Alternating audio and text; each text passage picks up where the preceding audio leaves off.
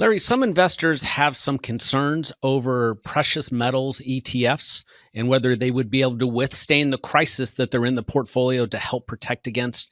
Do you have any concerns about the ETF structure for precious metal investing?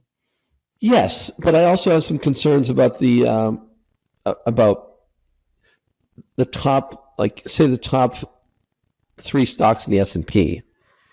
At one point in the last month, they got up to 24% of the S&P in the top three stocks. I think it was 24.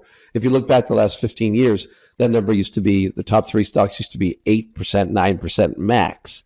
And so there's a lot of danger in the S&P, especially if you go to that endless offer.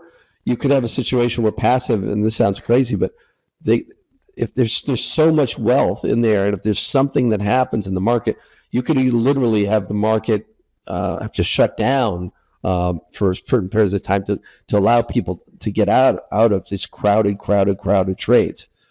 In terms of the commodities themselves, like the SLV or the GLD, yes, there are technical issues around the gold and silver that these funds hold, and how much gold they actually hold relative to demand. Yes, those things you want to talk. That's why you need your advisor, to point you in the right direction and keep you out of trouble. And we saw this with the USO in 2020.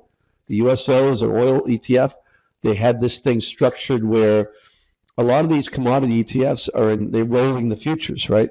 And if they roll the futures, it's very expensive because they're basically the fund manager has to, like, every month buy the front end, and they had the whole fund in the front end of the curve, and it was a disaster. And then they had to actually they changed the prospectus, and they had to, basically instead of owning just the front 2 months, they own the front 5, and that saved the fund. The fund was could have gone down because of the kind of miscalculation in portfolio in that kind of portfolio construction. Yep, that's right. As my friend Dan Weisskopf likes to say, structure matters.